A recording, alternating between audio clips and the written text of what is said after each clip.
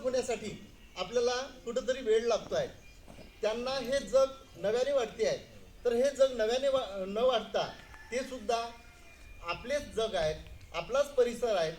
हे जे विद्यार्थीगण आहेत एकत्र येतात, शाळेच्या शिस्तीमध्ये धडे घेतात, प्रकरण लक्षात घेतात, अभ्यास करतात, तर त्यांनासुद्धा असं संकुचित असं वाटलं नको पाहिजे की आम्ही कुठेतरी वेगळ्या ठिकाणी गेलेलो आहोत. आता आमचं काय, आधी सुरुवातीला आपण आईवडिलांच्या आणि परिसराच्या सानिध्यात राहत होतो. आईवडील म्हणजे अगदी जवळचे होते. हे शिक्षक लोक बाहेरचे दूरचे हे कसे आमच्यासोबत ट्रीट करतील अशी मानसिकता या मुलांची होऊ नये याच्यासाठी महाराष्ट्र शासन शिक्षण विभाग यांनी मागील 3 वर्षापासून 2023 पासून शाळापूर्व तयारी मेळावा घेण्याचं आयोजन केलेलं आहे. आणि त्यामागची भूमिका ही होती की या आता पूर्वी असं म्हटलं जात होतं की मूल हा मातीचा गोळा आहे आणि त्याला जसं वळण देतो आहे, जसा आकार देतो आहे, त्या पद्धतीचा आकार तो घेत असतो आहे.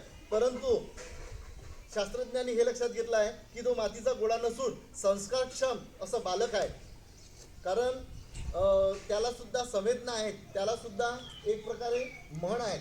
तर पालक हा शिक्षण विभागाशी किंवा या पाल्यांच्या विकासासाठी कसा इन्व्हॉल्व व्हावा याच्यासाठी त्या मुलांच्या शारीरिक क्षमता आहेत, बौद्धिक विकास आहेत, सामाजिक आणि भावनात्मक विकास आहेत, भाषा विकास आहेत आणि गणनपूर्व तयारी असे या इथे जे दालन मांडले आहेत त्या 7ही दालनाच्या माध्यमातून त्या विद्यार्थ्यांना आणि त्यांच्या आई माता पालक यांनी जे 7 आठवड्याचा हा जो कार्यक्रम आयोजित केला होता, या 7 आठवड्यामध्ये मुलांप्रती जागरूकता ठेवून कितपत त्यांना हे ज्ञान आलेलं आहे हे या मेळाव्याच्या माध्यमातून आपण पाहणार आहोत.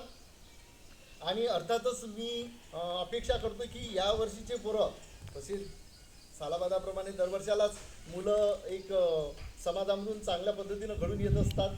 त्यांच्या आईवडिलांकडनं जे काही संस्कार आहेत ते संस्कार घेऊन येतच असतात.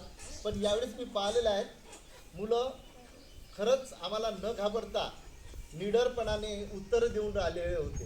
मी त्यांच्या घरी पण गेलो तरी बोलून आले होते. नाहीतर कधी काळी आपण पाहतो आहे की अनोळखी व्यक्ती असा जर दिसला समजा तर मुलं घाबरतात. पण या मुलांमध्ये ते डेअरिंग न घाबरण्याची आहे.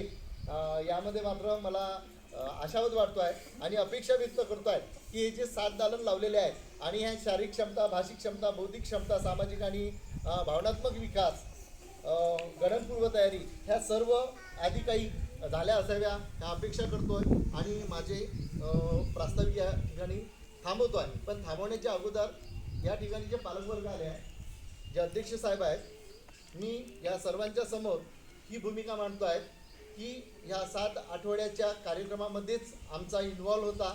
त्याच्यानंतर मात्र शिक्षकांकडे तर ती धुरा आहेतच. ते मुलं शाळेमध्ये आल्यानंतर आम्ही त्या या परिसरामध्ये जे औपचारिक आणि अनौपचारिक अशा दोन्ही पद्धतीचे आम्ही ज्ञान तर देणारच. जे पाठ्यक्रमामध्ये आहेत ती सुद्धा आम्ही बाब त्यांना शिकवणार. पण सोबतच तुमचा सुद्धा हातभार आम्हाला पाहिजे नाही. आम्हाला कसा हातभार पाहिजे नाही की मुलगा ज्यावेळेस तुमच्या घरी येत आहे तर त्यावेळेस पालकांचं जसं तुम्ही कॉन्व्हेंटमधल्या विद्यार्थ्या जे पाहतो आहेत काही मुलं कॉन्व्हेंटमध्ये जातात तर कॉन्व्हेंटचे शिक्षक काय करतात, अभ्यासक्रम देतात, सराव करण्यासाठी देतात. त्यावेळेस आई किंवा वडील आवर्जून लक्ष घालत असते कारण तिथं आपण पैसे मोजतो आहे. पण या ठिकाणी महाराष्ट्र शासनाचं हे करिक्युलम आहे. हे तर फ्री ऑफ प्रत्येक गोष्ट मिळत आहे. कपडे मिळते आहेत, इथे माध्यान्ह भोजन मिळते आहेत, इथे त्यांना पाठ्यपुस्तके मिळत आहेत आणि विविध स्वरूपाचे जे कल्चरल ॲक्टिव्हिटीज आहे, अदर ॲक्टिव्हिटीज आहे ह्या सर्व बाबी होत असतात. परंतु इथे मात्र 5 पैशाचं तुम्हाला खर्च येत नाही.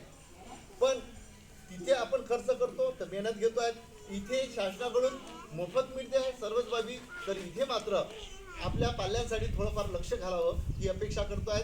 घरी गेल्यानंतर सायंकाळला तो मुलगा अर्धा तास 1 तास अभ्यासाला बसवावं आवर्जून. तुम्ही जरी नाही बसले, मला माहिती आहे माता पालक असो किंवा पिता पालक असो तुम्हाला काम वेगळे असते, परंतु किमान 5 मिनिटाची तरी फुरसत काढा त्या विद्यार्थ्यांमागे. अरे आज काय सांगितलं आहे, कोणता सराव दिलेला आहे, कोणता स्वाध्याय दिलेला आहे ते कर. अशा पद्धतीनं जर वास ठेवलं तर अर्थातच मुलगा घडेल. आणि आज वटपौर्णिमेचा दिवस आहे, बरोबर ना. आणि आम्ही वटपौर्णिमेच्या दिवशी वडाच्या झाडाची पूजा करतोय आणि ईश्वराला प्रार्थना करतोय की माझ्या नवऱ्याची आयुष्य वाढलं पाहिजे.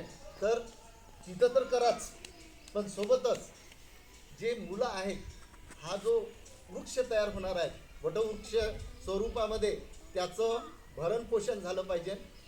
तो असा तयार झाला पाहिजे की तुमचं माताचं नाव, पिताचं नाव हे पूर्णतः चिचबोडीमध्येच नव्हे तर आपल्या तालुक्यामध्ये, जिल्ह्यामध्ये, राज्यामध्ये आणि देशामध्ये त्याचा गुणगौरव झाला पाहिजे. याच्यासाठी तुमचा सुद्धा हातभार असावा ही अपेक्षा करतो आणि इथे मी माझं प्रास्ताविक थांबतो. धन्यवाद.